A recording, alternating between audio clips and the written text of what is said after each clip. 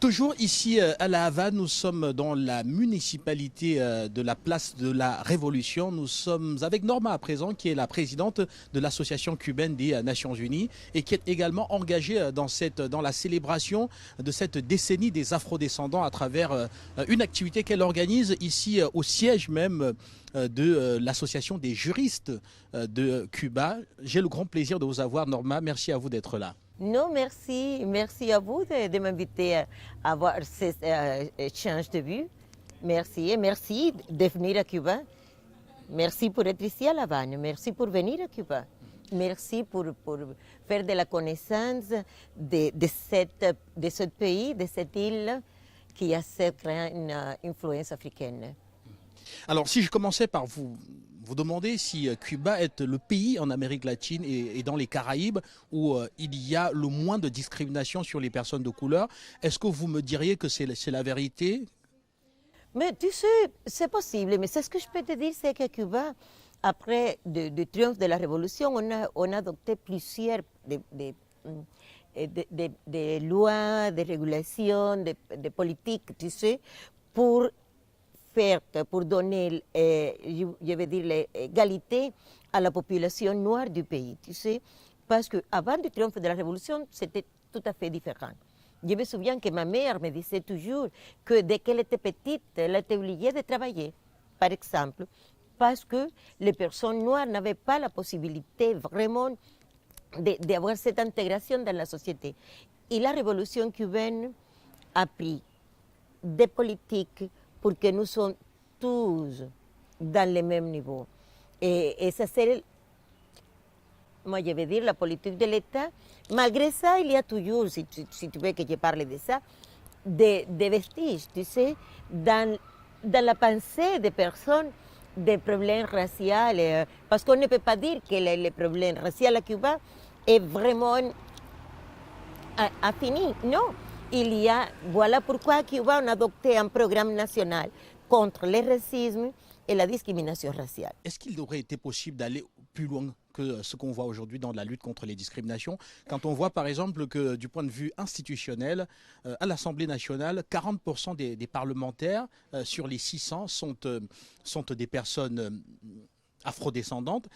On voit également que dans les universités du pays, il y a une politique de quotas qui permet aux Noirs de pouvoir, aux personnes afrodescendantes, de pouvoir étudier et donc d'être sûr après d'intégrer les sphères de l'administration. Est-ce qu'on pouvait aller plus loin? Pour nous, être révolutionnaire aussi veut dire qu'on a toujours faire des choses pour améliorer toutes les situations. Donc, Cuba, on a fait beaucoup. Et ce pourcentage que toi, tu viens de parler, sont les résultats de la politique qui a été appliquée, si on peut dire comme ça, dans le pays. Et ce n'est pas seulement dans le domaine du Parlement, ce n'est pas seulement dans le domaine de l'université, c'est aussi dans le domaine de la culture, c'est dans le domaine du sport, c'est dans le domaine des institutions scientifiques, tu vois. Mais pour nous, je peux dire comme une personne, tu sais, en représentant la société civile, que c'est vrai que le gouvernement a fait beaucoup. C'est vrai qu'on est arrivé à un grand niveau. Mais c'est vrai aussi qu'il y a des choses dont on doit toujours travailler, tu sais, pour éradiquer ces vestiges, pour éliminer les vestiges qu'on a toujours de problèmes de racisme. Je pense qu'on ne peut pas dire qu'on est dans la situation parfaite. Non. Et le président de la République, dans le Parlement, mais dans la société civile. Aujourd'hui, on a discuté beaucoup sur ce sujet. On a parlé de la nécessité de travailler plus au niveau communautaire, de travailler plus dans le niveau éducationnel, dans le domaine culturel, de travailler aussi pour que les personnes puissent avoir tous leurs droits, tu vois, et les obligations, mais aussi les droits. Et ça, c'est très important quand on parle. Donc, si tu me dis, on est arrivé à l'état parfait, non, parce qu'il n'y a pas de perfection dans le monde. Donc, mais je pourrais dire quand même que vous êtes assez loin. Les afrodescendants occupent plusieurs postes très très important dans l'appareil étatique. Salvador Valdés Mesa est le vice-président. Ah oui, et nous sommes très fiers de ça. Oui. C'est une personne de couleur. Oui. On peut également citer dans le gouvernement des ministres, notamment Mais bien sûr. avec rang de vice-premier ministre. On a également voilà, une personne de couleur Oui, qui est à ce poste. En plus, c'est une dame. Oui. Alors, que répondrez-vous à ceux qui pensent que finalement le racisme ici à Cuba est davantage dans la société en elle-même, c'est-à-dire que dans les maisons, dans les quartiers, dans les communautés, la perception que les uns ont des autres? Non, je veux dire, tu sais, on a discuté beaucoup de ça. On a parlé et la situation c'est clair. Tu sais, on ne peut pas dire il n'y a pas de politique institutionnelle. Il n'y a pas de politique institutionnelle. Moi, je dirais qui peut donner l'impression de soutenir le racisme. Pas du tout. Il n'y a pas de politique au domaine culturel aussi qui soutient le racisme. Pas du tout. Au contraire. C'est tout à fait au contraire. Mais on ne peut pas oublier que le racisme, c'est le résultat de ces 500 oui, plus de années. Déjà 400 ans déjà. Depuis 1492. 1492. Quand les Espagnols ont venu, ils sont arrivés à Cuba. Et ils ont amené la population africaine.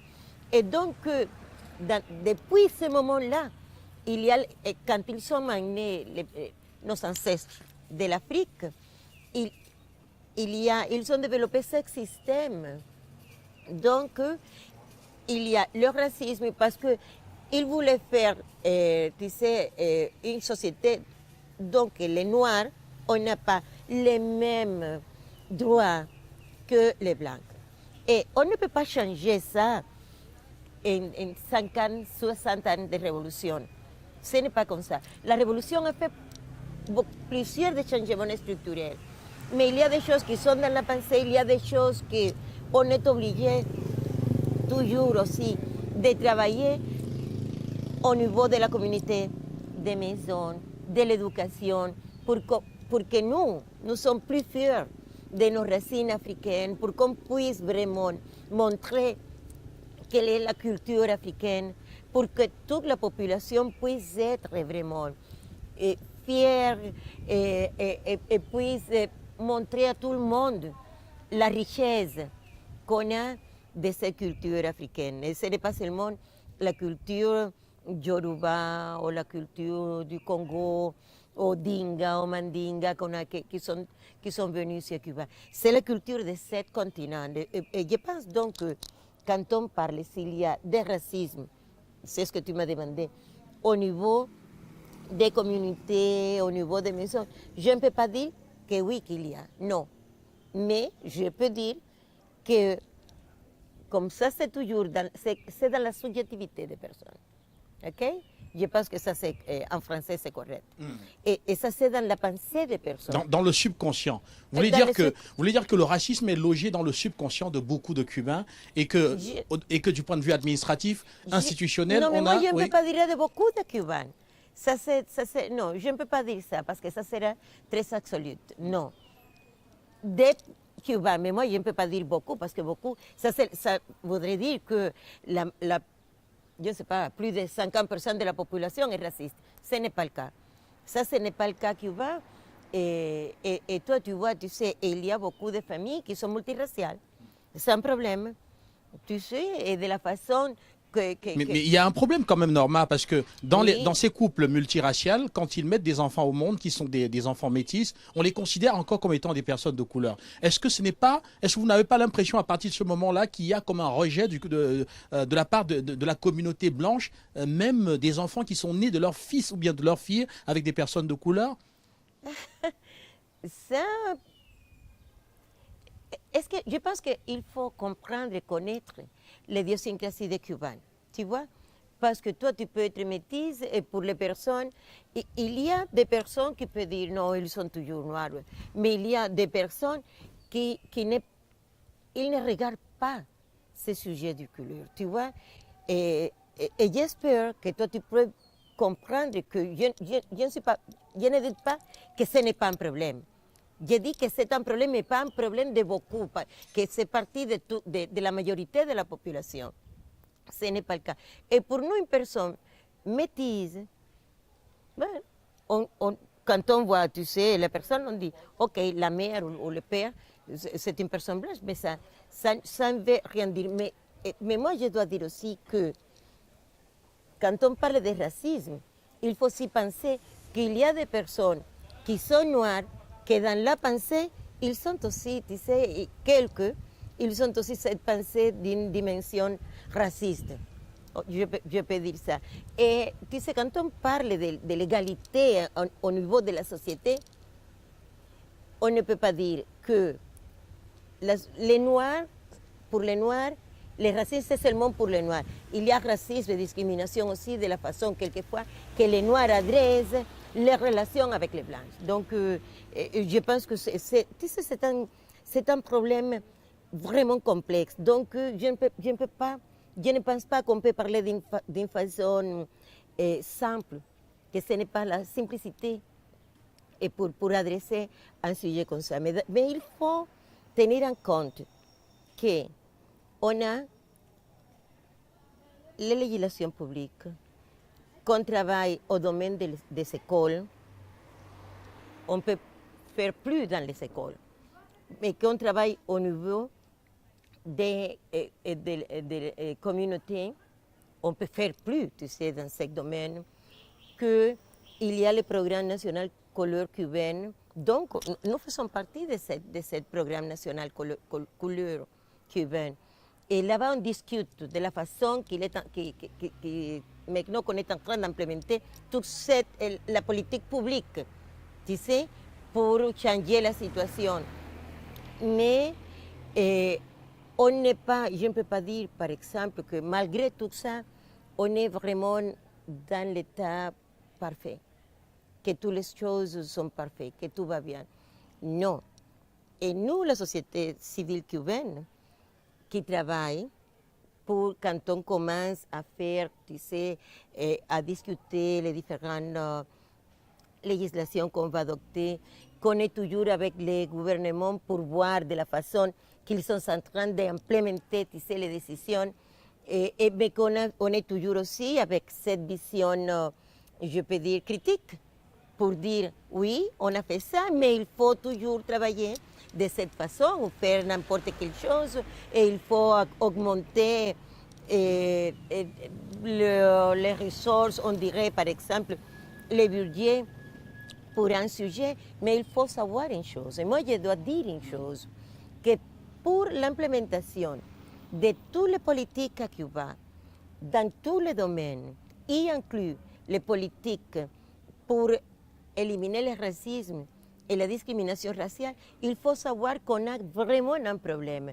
Et c'est le problème des ressources qu'on a à cause du blocus économique, commercial et financier que les États-Unis sont en train d'appliquer à Cuba depuis 1962.